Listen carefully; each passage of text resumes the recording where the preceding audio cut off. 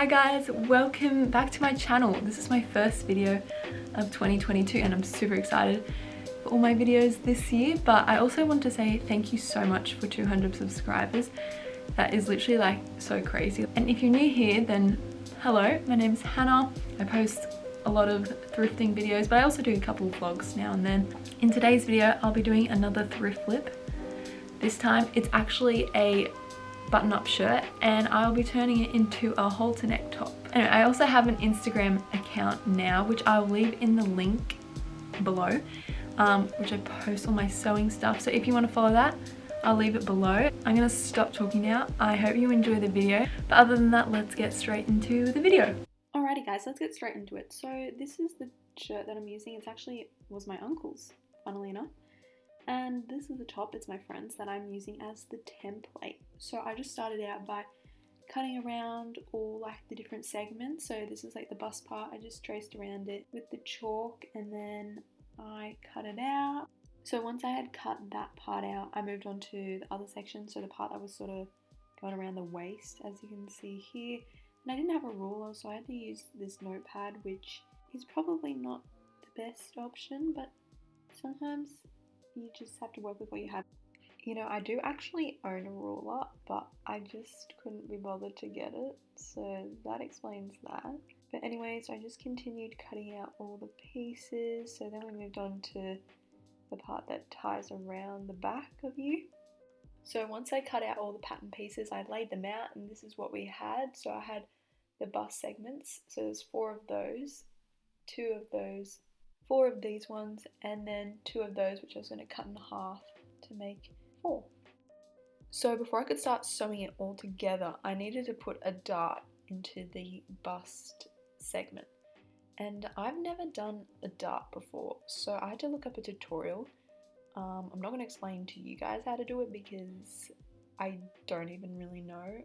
So just look up a tutorial, but pretty much it's just like you go on an angle down the folded piece of fabric and then you go straight at the end and a dart should happen.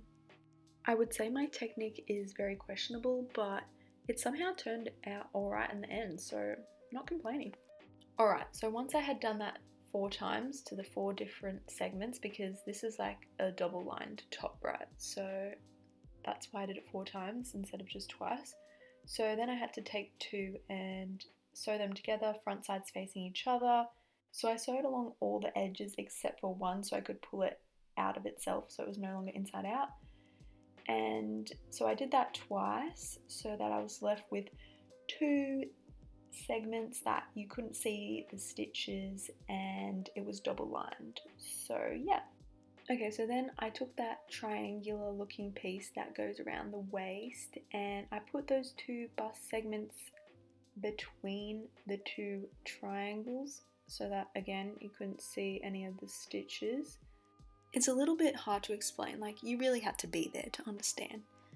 I mean, you can try and see what I'm doing, but the key word is try, because the top of my head is pretty much what you're looking at this whole entire clip, which is really annoying of me. So once I pinned it in the right place after a few goes, this is what it was looking like. As you can see, it's starting to look like an actual top. So then it was time to sew, but I actually had an injury. Ow!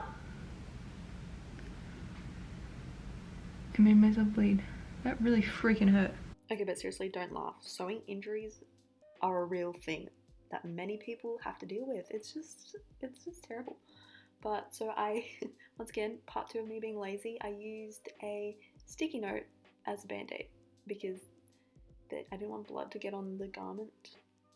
But yeah. Anyway, but this is me sewing what I just showed you.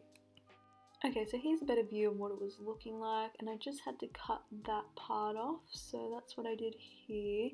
And then I had to sew the part that got wrapped around the back and tied up.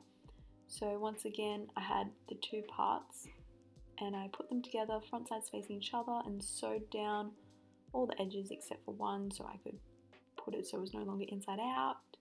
And yeah, I did that twice, so I ended up with 2. Okay, this is just me putting it so it's no longer inside out, and I just had to like mention this clip because look how cute my little Shazzy girl is in the background. She's such a little cutie. I'm so sorry.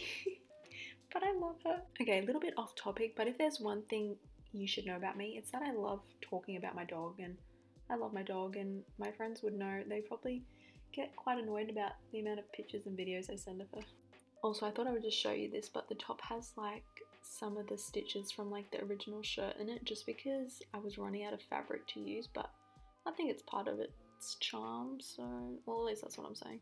Okay, so after that I had to attach the triangular parts to the main part of the top, so that's what I'm doing now, but this time I opted for not doing an invisible stitch because I just thought it'd be a lot neater to just do a straight white stitch down the line, so that's what I did. So pretty much I just folded the triangular part and then put it over the other part and then just stitch straight down there, and it looked pretty neat, so I'm pretty happy with how it turned out.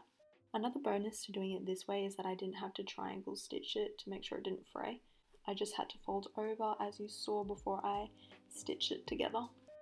So once I'd done that for both sides, I moved on to the part that ties around the neck. So I cut those two parts that I showed you in the beginning in half, so I ended up with 4 long rectangular pieces, and then I sewed 2 of them together twice, so I ended up with 2 straps. So as you can see, this is me just sewing it, front sides facing each other.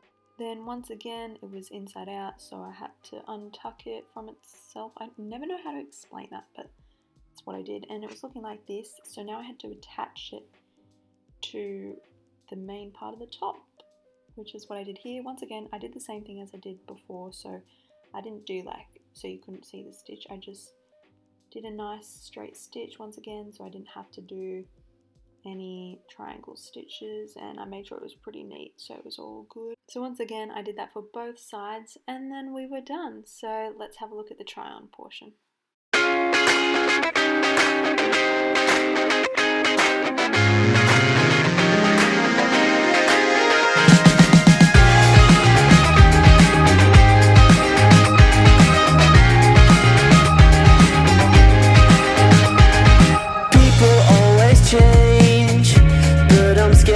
Alrighty guys, that was it. I'm super happy with how it turned out. Like, I think it looks really good. But anyway, I'm actually at my grandma's house right now. I'll show you outside, but it's literally so hot.